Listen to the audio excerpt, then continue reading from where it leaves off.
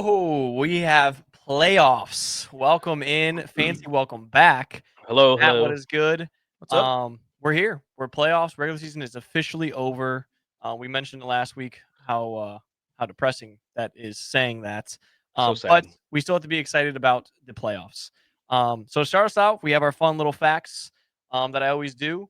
Going into last week, the Cowboys quarterback Cooper Rush had a $500,000 incentive in his contract for playing at least 55% of the snaps.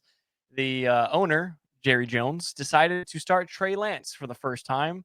So Rush was literally just a couple plays away from hitting on the incentive, and Jerry Jones made sure that he did not make that money. How embarrassing of an organization is that? 500K. That's all you gotta. Is it, you know what I mean? I understand maybe like a 5 mil to a backup quarterback of like you can't, they're not paying anyone. It really is ridiculous. That's tough. To move over to some brighter news. Sorry, Cooper Rush. But really dumb question for you, and maybe Matt, maybe or Fancy, you have the answer to this for me. What happens if the Rams and Chargers both made it to the conference championship with home field advantage? They both play at SoFi Stadium, so they both win their division. Yeah, I guess number one seed's going to get the field painted their way, and the stadium's going to be split 50-50. Yeah.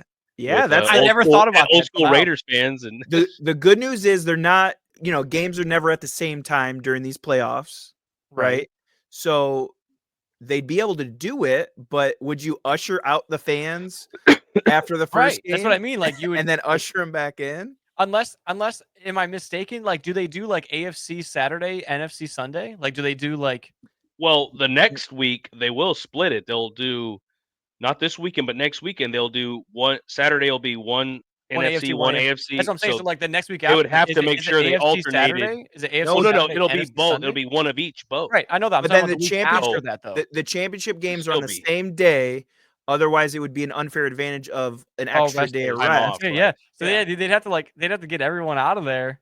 But what I guess about it's the same thing you tailgating? can say with Giants and Jets. Not that they'll ever be the number one seed, but like, imagine that world.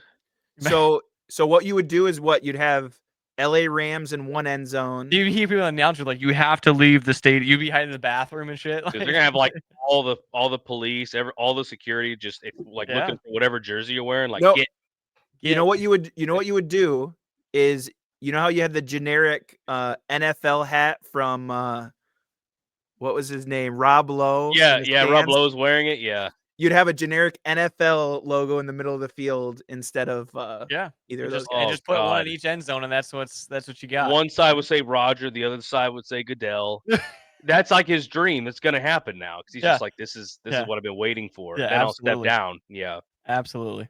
And then Justin Herbert to end his season, 504 pass attempts, only threw 3 interceptions. Second lowest like ratio of that, other than the 18 Aaron Rodgers. So kind of a really impressive season by Justin Herbert. A quiet one that really isn't being talked about. One of the laughing stocks of another Cowboys thing to mention is the Cowboys draft pick that they traded Trey Lance for. Like they traded the 49ers Trey Lance, is the same pick that was used to draft Bucky Irving. Obviously, it got switched around because the 49ers and Bucks made a deal, but that same exact pick that they would have had at that slot, they would have been able to draft Bucky Irving. Quentin Johnston, what a game that he just ended up with. I don't know the exact stat line. I know it was like 11 catches, 160, 180 yards, whatever it was. Finished with 711 yards, which is more receiving yards than Cooper Kupp this season. So who would have thought Quentin Johnston would have had more catches or more receiving yards than Cooper Kupp? Baltimore Ravens, though, Fancy, won the Super Bowl in 2001 with the quarterback Trent Dilfer, age 28. Joe Flacco in 2013, age 28. I think you guys can realize what I'm going here with this. Lamar Jackson, year 2025, age 28. Super Bowl. So every 12 years, a 28-year-old quarterback for the Ravens wins a Super Bowl. Correct. It's on pace. It's on pace. And then there was a fun one that I saw in here. Well, two more fun ones, but the most losses by franchises over the last 30 years.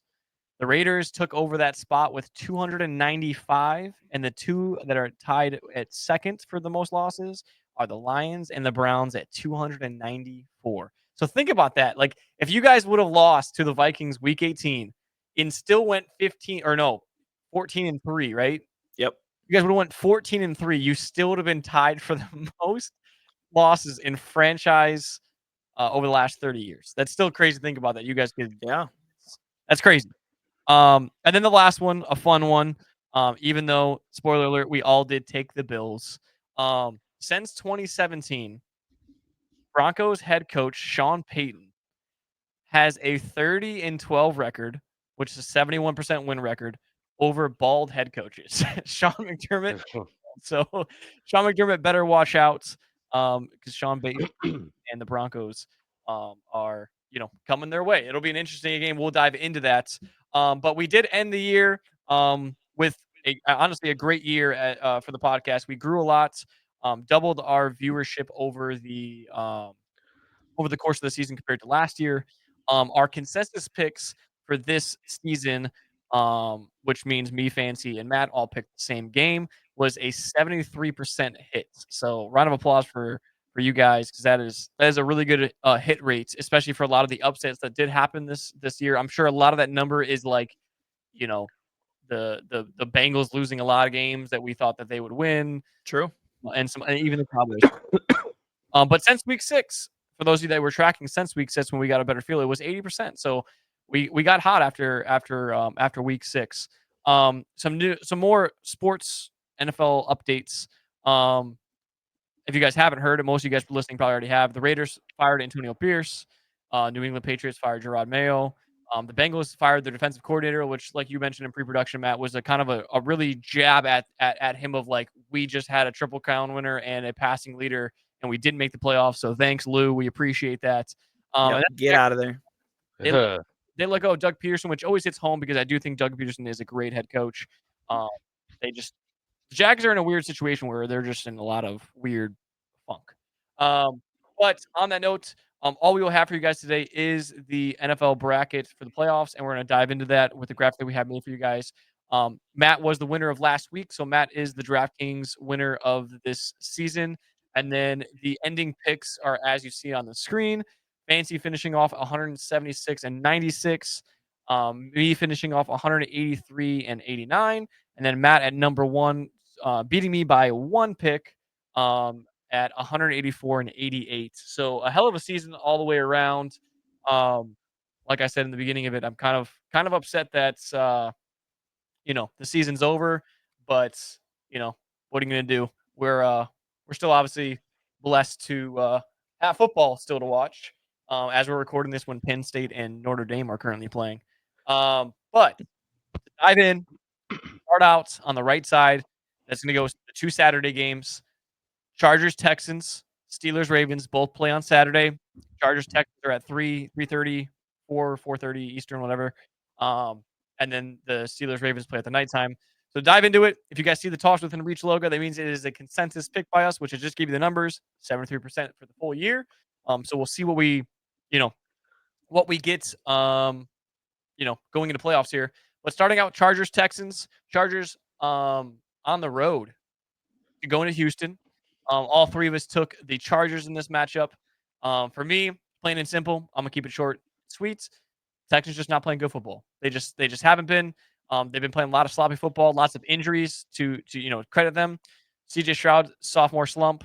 Chargers playing good football towards the end of the year. Better coach, in my opinion. Hall of Fame coach. So I just think Chargers playing good football, better defense, rolling offense. That's just what I look at it. I don't care about to me, Houston's not a place where you have home field advantage. I'm like scared. You know what I mean? It's like, it's Houston. Yeah. There'll be a lot of Chargers fans there. Yeah. So. Yeah, definitely. I definitely think while I like CJ Stroud, I like Joe Mixon, I like DeMeco Ryans, I think that the Texans are in there because their division is arguably the weakest in the NFL. Not just in the AFC. Yeah, absolutely. And it's like you are the best of the worst. So good job. Yep. Absolutely. Yeah, I all season long, I love Coach Harbaugh. I think this is a good opportunity to get that first playoff win back in the NFL. It wasn't until his second year last time around for the 49ers, the second season, that he went to the Super Bowl, but he has the experience in the playoffs. So I think it's going to shine through here, even though it's on the road against the Texans. How great has Ladd McConkey looked? Yep. How great has Herbert looked? Like this team, and then you saw it, like you talked about the stats with Quentin Johnson. You've got places, that you They don't. drafted him really high up against a lot of. If you look at who they drafted him in front of, they believe in him. So it's like maybe that was the game that helped him break out a little bit of like I can play football. Like we didn't see it until recently, but yeah, absolutely. So I think they are primed for the playoffs. They're kind of my dark horse of. I think they could make something weird happen here in the playoffs on the AFC side. But yeah, you talked about it, CJ Stroud, and not having Tank Dell as that secondary weapon, or Diggs. and then obviously already losing Diggs early in the season really does kind of change the dynamic of that offense. You still have Nico. You're still going to target him. He's still a monster, but just not quite the same with that other speedy option in Tank Dell. Yeah, exactly. Texans just team in general just got the injury bug, and like Fancy said, it's the worst division of football at the moment. So, and then it moves on to the late night Saturday game, Ravens Steelers. I talked about it pre-production. There's really not much to talk about in this game. Kudos to the Steelers. Kudos to Mike Tomlin for having another above 500 season. You hurt Fancy's feelings, but in all honesty, they lost the last 4 or 5 games of the season. Some games they probably really shouldn't have. And the Ravens are playing good football in Baltimore. It would have to be a miracle. I think we all agree on that for the Steelers to come through in this one. The Ravens are just such a better talented team. I think all three of us agree that it's just this is the one. Even the books agree this is the one with the biggest spread difference and the biggest money line difference in terms of odds. So I think that just speaks for itself. Yeah, it was a cool run by the Steelers of kind of in the middle of the season, kind of putting everything together. They were doing great. Yep. But the last half of the season shocked a lot of people. I mean, still they shocked a lot of people. They played in a great division, just didn't keep the ball rolling when they needed the ball to keep it rolling. And then our first game at noon, the Broncos Bills.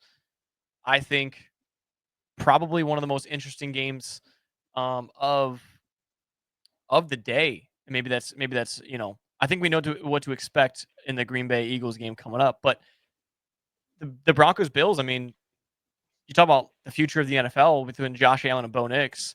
What a year for Bo Nix. Obviously clinched it up right there in the last week to get that 10th win to secure that last spot in the AFC and leave. Honestly, if they would have lost, you'd be seeing the Bengals right here, which is kind of a crazy thing to think about because that 7th seed could be the Bengals if the Broncos drop the ball there.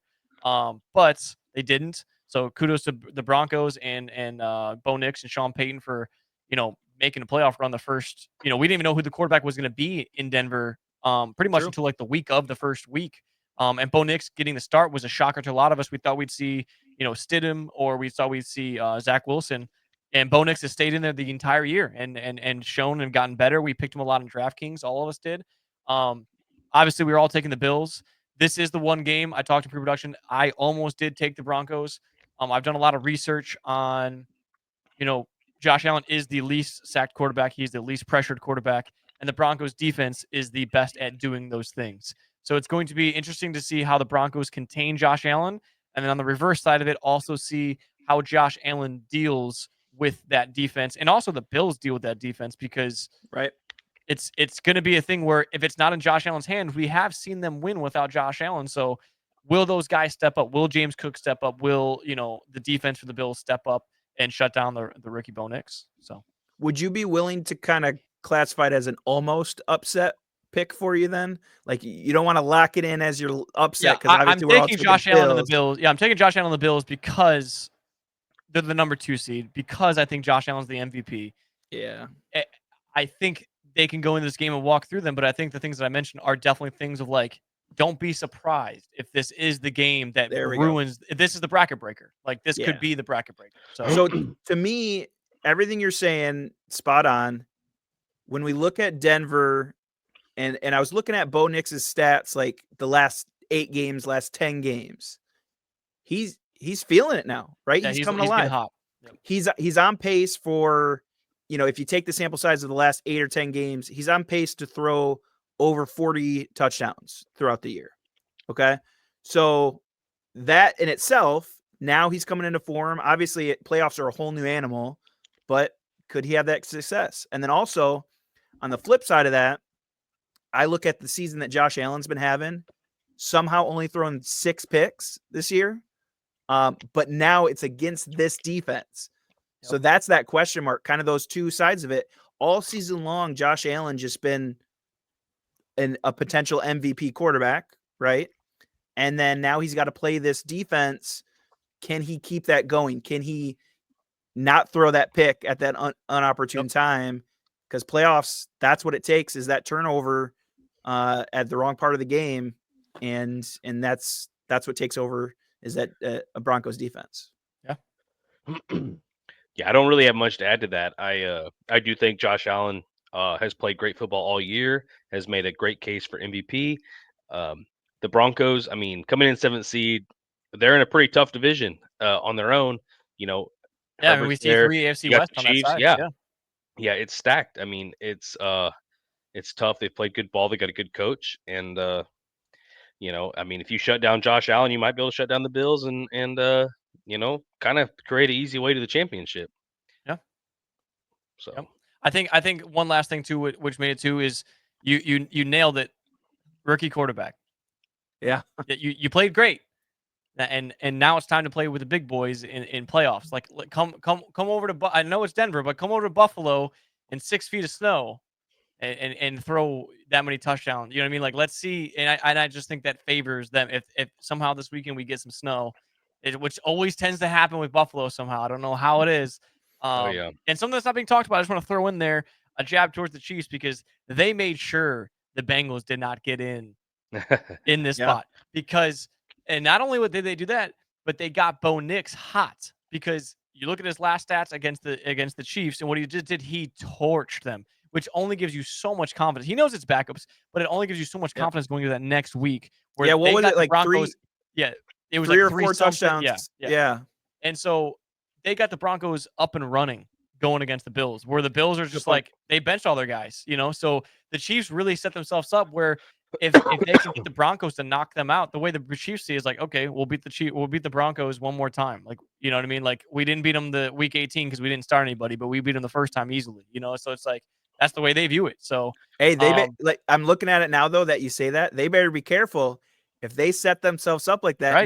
now they got to play them right when they're feeling hot. Absolutely. It's just the kind of risk you want to take. It's like, do you want to see the Bills in the AFC Championship, or do you want to play your divisional rival in the divisional?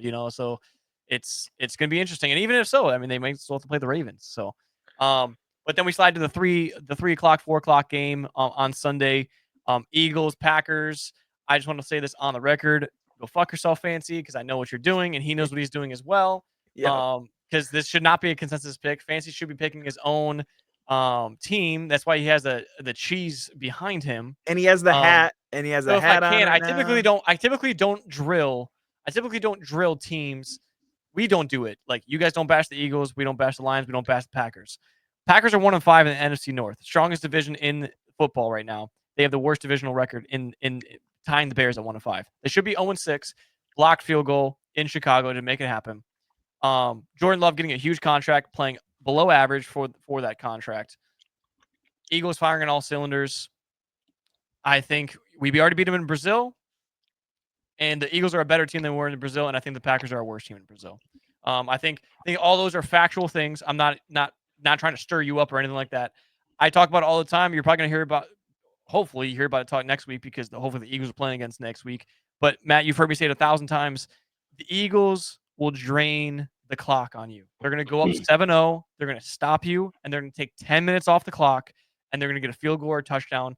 And I just don't know if the Packers defense is ready for that, and I don't know if the Packers offense, with how inconsistent, when the Packers offense is playing like very well with Josh Jacobs, Jaden Reed, you guys just lost Christian Watson, which sucks going to playoffs, torn ACL. It really does suck. That's a But huge. Jaden huge Reed, injury. Romeo Dobbs, and even Dontavian Wicks, just extremely talented wide receivers, but just extremely inconsistent this year. It seems like Jordan Love and the wide receiver group can't get into a groove of who is the 1, 2, 3, who is the 1, 2. Every week it's somebody else. And I just think when you're trying to play the game of who's hot, the Eagles secondary and the Eagles defensive line just isn't going to let you play that game. Yeah, whenever I look at this, and having watched them all year, watched them on Sunday, what I see, boots on the and I've- ground. yeah, I was live at the owner's booth. That's ownership merch behind him, by the way. Yeah, that is not some That's crap you get off VIP. Amazon. That's not some shit you get off eBay. That Amazon. ain't no middle of the mall chain, okay? This is some real drip, okay? And you had video of everything, but it got frozen in the weather, right? Yeah, I mean, we literally had flurries. Everything was not. I mean, it was Packers weather, but honestly, it's Bears weather too. So I mean, there's no real advantage there. Great game to go to, like I told you, no matter what. That is an iconic game. When I bought those tickets, that was what I hoped for. I got what I asked for. A win would have been great, but I can't complain. Divisional games are always tough. That being said, what we've played all year when it comes to everyone's mentioned who's 1, who's 2, who's 3 in the wide receiver core, rotating injuries has left us still trying to figure that out, where you can't get a consistent 3 or 4 game stretch of healthy players to see how we like a certain lineup and a certain scheme. And I think our only opportunity to win this game against the Eagles is to play Dan Campbell, go for it on 4th down, no matter what football. Yep. That's our only opportunity. And we were real conservative. The game didn't matter. Maybe the plan was to, help the Bears lose something. Once we lost Watson, it was no reason to get too crazy and risk any more injury.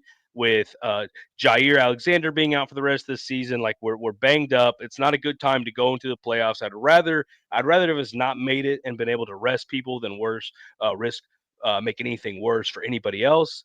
However, we get another chance at the Brazil game, a little chance of redemption. I mean, minus our loss to the Bears, all of our all of our losses have come to teams that are pretty well favored to win the Super Bowl. And I think, while granted, having that record in the division is not a great record, it speaks a lot to the division that we're in and to the teams that we've lost to, minus the Bears. Yeah, absolutely, I agree.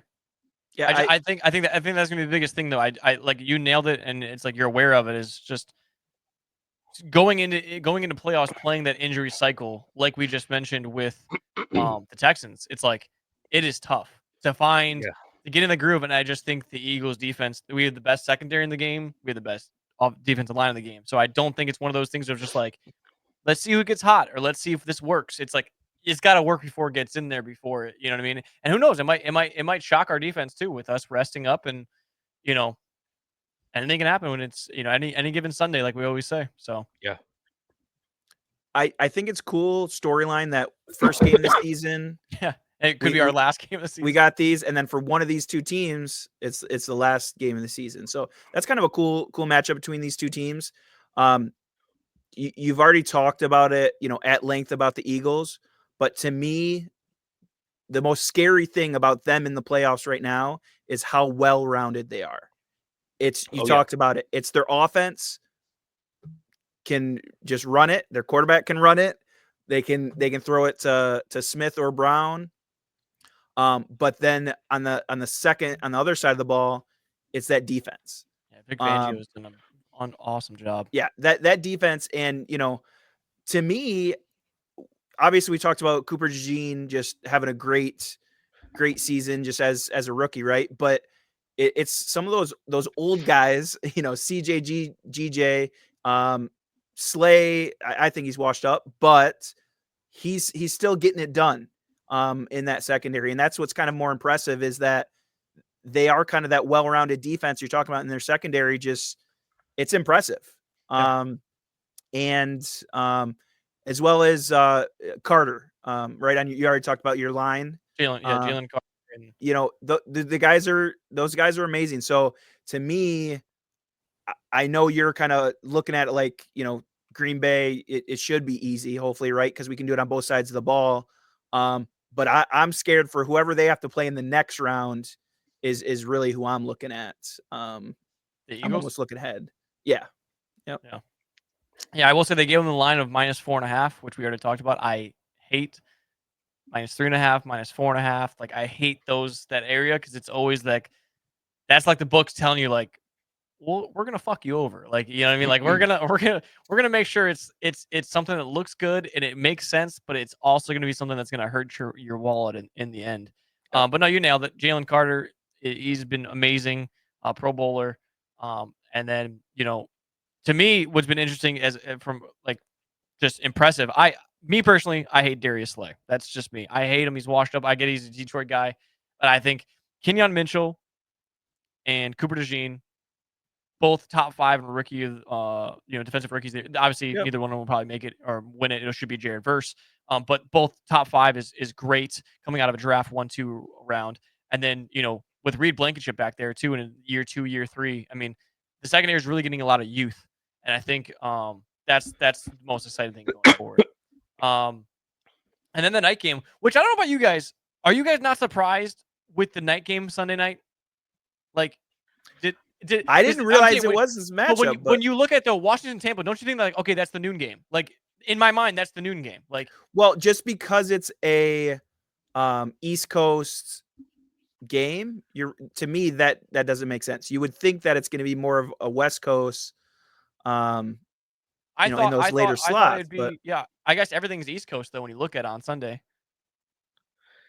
But you're right because LA, New York, Tampa, Philly. Yep. Okay. So like I just thought in my mind I thought Tampa noon, Bills Broncos 3, Eagles Packers night. Like that's what I was thinking. Like, but either way. So I don't know how those get decided. Yeah, this is the only game that we don't have a consensus on, as you guys see on the graphic. I am the one who is against the grain here, if you will. So I will let Fancy and Matt break the news on who they have, and let you guys defend your pick.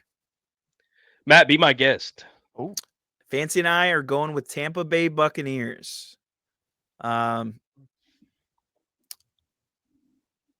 obviously he's picking the OU quarterback, but they have a quarterback from Oklahoma. Believe it or not, he actually went to Texas Tech first before he got replaced by Patrick. He grew up in Middletown, Pennsylvania. Like he's got born on December 6th, 8:30 a.m. Like 7 pounds, 3 ounces. Yeah. So to me, you're weighing the again rookie quarterback, right? Getting in the playoffs versus Baker, who he's in his second life right now. He's not going to get another opportunity like this. He's putting together a great season, great numbers.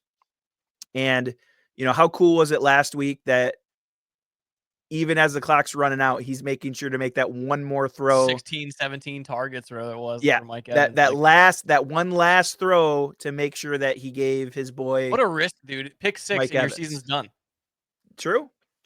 So I almost feel like it was one of those respect things, like, or did they think that he wasn't even going to throw that? I don't think they thought. They lined up in like a run formation, and they because the screen. defense almost let him have it, and then so how that was really cool that they did hit that incentive. To me, obviously you can't just cheer for a guy just because he's now got this new opportunity, but at the same time, I really do cheer for that guy in the position he's in with this new team. It's really cool seeing him coming back alive.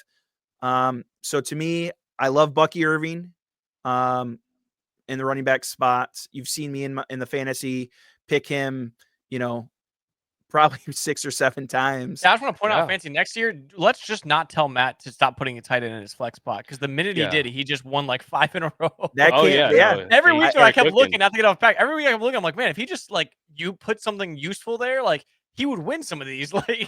Yeah. And then it was generational run. It got me thinking because Bucky Irving, because you took Bucky Irving a lot this. So I took him a lot. And it translates to, success for them. He can do it. So to me, the combination of Mike Evans, Baker Mayfield, playing lights out, gunslinger, and then Bucky Irving. And honestly, I didn't pick them, but Jalen McMillan too, rookie wide receiver. He's played Yeah. great Absolutely. for them. Like Absolutely. he didn't He get a lot of cashed attention for me last he's week. played Yeah. great for them. So Yeah. Yeah. I had McMillan last week on the Yep. DraftKings, and it was solid. Yep. Yep. Absolutely. So when I weigh all that against this rookie quarterback for the Commanders, I'm not quite sold on the Commanders being able to make this playoff run. What I see with Baker specifically is someone who won. From He won a. Oklahoma. I mean, he's a Heisman winning quarterback, and he won a playoff game with the Browns. I mean, that says a lot about who you are as a quarterback.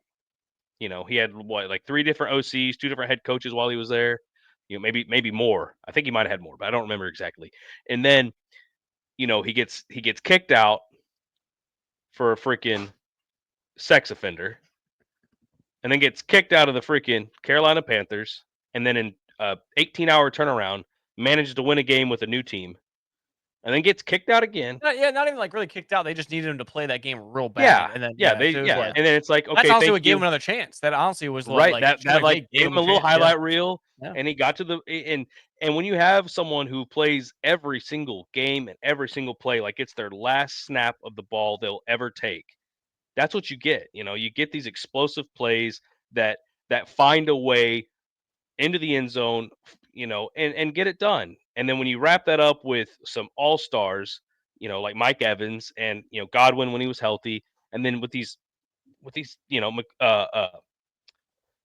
Irving and everything else, it's like, gosh, it's a good team. And it's like there's a type of heart there that I don't think Washington as player wise has developed. The coaches got it, but you know, that's not something you can coach.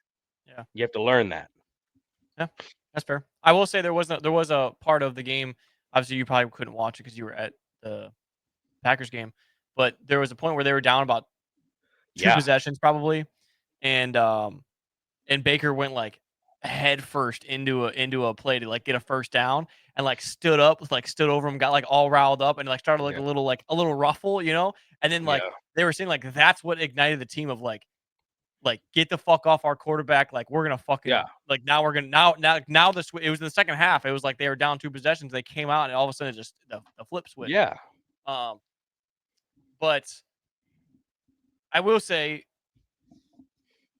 yes, I'm eating my own words. Rookie quarterback, Bo Nix, rookie quarterback. I am eating my own words of that. Yep. But at the same time, Texans worst division in the AFC. Buccaneers worst division in the NFC. You can debate which division's worse. Yeah. So to me, that's where I see that is the Bucs barely won that game. If they didn't, they would not be in it. And it was a division that they could have easily taken off with. Baker played every game. That's where I see this. The way I got to see that game because I had money on the game. So I watched the full game and I saw how bad the Buccaneers played. Mm-hmm. You could say it's because they were targeting Mike Evans 20 fucking times to get him the record. It could have been. It absolutely could have been. I think we've seen one of the best rookie seasons from a quarterback in Jayden Daniels. I think the talent surrounding Baker is much better than what Washington and Jayden Daniels has. I will fully admit that. But I think you see some guys. Austin Eckler, Chargers gave up on him. He's having a good second half of the season when he's there, right? Him and Brian Robinson doing well. Zach Ertz lighting it up, right? Teams giving up on him. Cardinals, Eagles. I mean, there's some older guys.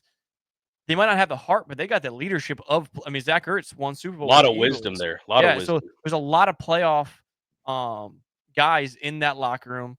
You know, Dan Quinn, Cliff Kingsbury. There's some good coaching going on there. So for me, yes, they're in Tampa. You know, I think that even helps out Jayden Daniels a little bit more anyways. You know, it's going to be warmer weather for them. I think we talked about maybe looking at the over-under in this game. I think this will be a game that you might see a shootout. You might see 30-30 each team. That's where, in that mindset of where that's at, the over-under, the offense that I saw out of the Bucs all year long being super inconsistent, losing to some teams that they probably shouldn't have lost to. Don't forget they lost to the Raiders. They lost to some teams that they probably maybe shouldn't have lost. But the Washington Commanders offense is gonna roll. So will the Bucks keep up? They've been hit with the injury bug. They have. I mean, Chris Godwin really that's a big out in playoffs. They missed him the whole year now, but I mean that was the number one wide receiver in the league that they're missing. Yeah.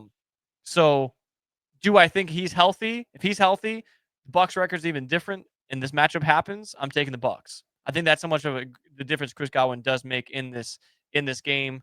And it's the NFC East, so I really would like to see, just like you guys would like to see the Vikings move on. And I mean, look, if the Vikings move on and the Packers move on, you guys have 3 out of the 4 NFC teams left. I mean, that's cool. You know what I mean? So to me, if the Vikings move on and Washington moves on, the NFC North and the NFC East is what we see going forward, and I think that is cool. Not saying that dictated it, but that's just another plus to that. So yeah, that's the one we just agreed on. Real quick before we finalize that one. So my last thought on that one was, we talked about it. I'm predicting, well, hoping almost even, that this one is going to be a shootout, to where I see the last 2 minutes, 3 minutes come down to these 3 scores jumping back and forth type of game. That the game is decided on that last possession. Can you drive down? Yep. And whether it's and a both touchdown quarterbacks can. I mean, you've seen Daniels do it to the Bears and then kill their whole season, and you've seen Baker do it too. Yep. So it's like, and it sucks because I love Baker. I love his story. I love everything you guys are saying. I do love all that stuff. I just think Cheesecake Factory. Realistically, Jaden Daniels is a better quarterback than Baker Mayfield. Baker Mayfield just got more heart. He knows how to win. I mean, that's just, when you're talking about athleticism and like pure talent, Jaden Daniels blows him out of the water. Like, I truly believe that. But if I'm taking a quarterback that's going to play every snap, like Fancy said, and he's going to run through a fucking brick wall if he needs to, I'm taking Baker Mayfield. Like, you nailed it, So just something to think about. And then the last game of the first week of playoffs for us, Monday night, just before we recorded, perfect timing for them to announce it. The LA Rams obviously are home in this in this matchup, so they did get the seats. They kind of get screwed here, which, when it comes down to what's going on in LA with the wildfires, obviously that is more important than football. So hopefully anyone listening, if you guys are in Cali, you guys are okay, or any family members in Cali, you guys are okay. But the Rams game and the Vikings game will be moved to Arizona. So Arizona will be hosting. So Rams don't really have a home field advantage in this matchup. So that's going to be a big emphasis on why we are favoring Vikings in this. But we will say we were all picking the Vikings before that news broke out as well. But I do think that is just the cherry on top for that as well. Like, that's just another point for us. And one thing I didn't think about as you're saying that is, how do they allocate the tickets versus, because like, are some of them not going to get claimed then, and then you could just, now it's resale, anybody gets to just go to Arizona and season go? ticket holders that pay, That's- you know what I mean? Like, that's it's interesting. the whole thing. I mean, a lot of that just doesn't even come, like, when you're talking about like what's going on in LA, it's like, I'm sure those people aren't even worried about that, but at the same time, it does suck for people in LA and for the Rams fans and everything else. I mean, I thought about the players. You work all year long. The NFC West was such a, I mean, we saw the Cardinals at the top. We saw the Seattle at the top. We saw the 49ers. Everyone was at the top at one point. It just kept moving through. So for them to win one of the most competitive competitive divisions, like, and then not get your home field advantage, I mean, it does. It is a shitty, situation. So, but with that being said, we all did take the Vikings. I think the Vikings got exposed last week, so I think there is a lot of concern. A lot of people might be taking Rams. Understandable. But I think that loss came at a good time for them. I think it did. I think it came at a good time for them to understand what their weakness is. Sam Darnold's got to get the ball out quicker when he's facing pressure. We talked about Josh Allen not facing a lot of pressure. What will he do? We'll find out. For the Vikings and Sam Darnold, they found out last week. If they got a defensive coordinator that's crazy enough to send 5-6 guys at him at a time, like the Lions were, almost every single snap was a blitz, almost every damn play, the Vikings had no answer for it. So I think when you look back at a season where they're 14-2 not a lot of holes in the wall, right? And then all of a sudden the Lions do that to him and they looked awful. You step back a little bit and go, okay, another hole in the wall. How do we patch it up? You know what I mean? Let's Mhm. work on that. And I think honestly, the Lions helped them out a lot in that game. Obviously, they lost, the division. They lost the number 1 seed in all in that game. There was a lot to play for. But at the same time, you guys taught them a lesson right before playoffs that I think can get them through the first round for them. Yeah, to me, you're not going to be able to shut down Justin Jefferson again. You saw it. He was frustrated, but if I could show you right now, if we could run through the clip of Akeem Robertson on him every play, he's got his hands on him. He's He's getting handsy. he's getting handsy every single time. Now Lions, And you guys got lucky with the safety. I will say well, that. absolutely. That was a safety, and I know this because there's fans out there that are delusional enough to say this is the score, add 2, whatever. No. It was a 1 possession game when that happened. They get a safety, they get the ball back, and they score. The Right. momentum and the air in that building is sucked out. So it is not just add 2 to the score, you still lost. No. It's Yeah. totally different than that. Absolutely. But it was a safety. So to me, Lions of the Chiefs. So but yeah, the refs really did take the advantage for the Lions, because if you call a couple of those PIs, that does change all of those possessions, right? So that's how you have to play him. You have to be in his face. You have to just be hands on it and get him frustrated. Hope you get not called. Hope you get But- away with it. Right, but even if 1 or 2 of those get called, it might even be beneficial, because otherwise it's going to the house. Otherwise, it is a touchdown. You saw a couple of those opportunities where he actually almost had a pick on one of them in the end zone, but the rest of them, if you're on him and you're just blanketing him, that's the way to shut him down. So the Rams are going to have to try to match that. And I don't think they're going to be able to do it now a second game. I think they're going to find ways, just like they have all season. They're going to find ways to get him that ball. Like you saw, throwing 3 out of 3 downs in the red zone to Justin Jefferson. Yep. And just disconnects, Sam Darnold missing and then Jefferson dropping and then Sam Darnold miss. I mean, it's like they just couldn't get on the same page. Neither one of them were doing what they needed to do. And I think at this level, you don't see it happen frequently. So I think you might see a monster game out of Justin Jefferson where it's like, that is why why Darnold and the Vikings are 14-3. It's like, that is the exact reason why. So, yep. So then, just like I talked to you about, the Tampa Bay Washington game, this is the other game that I think has that potential. We really thought it was going to happen last week with the Lions and the Vikings. How about the memes of the quarterbacks that showed up today, and it's Jared Goff with the Rams uniform on and Sam Darnold with the Jets uniform on? Yes, when you sent me that, like literally that spot I was like, on. fuck, dude. It was like, it's just terrible. Like, because the we most anticipated game. We talked about the whole podcast of how excited I know. was to watch that game.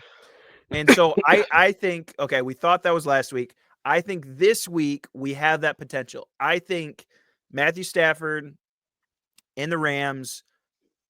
I mean, we haven't seen out of Cooper Kupp, so maybe it's Puka Nacua, but I think that matchup, and then obviously Justin Jefferson, I think those guys are going to be going 125 plus. I think those guys are it's going to be a back and forth type game. Just like my prediction for the Tampa Bay Washington game, I think this one again comes down to those last 2 possessions, those back and forths, and under the 2-minute warning. Who has that ball last? Yep.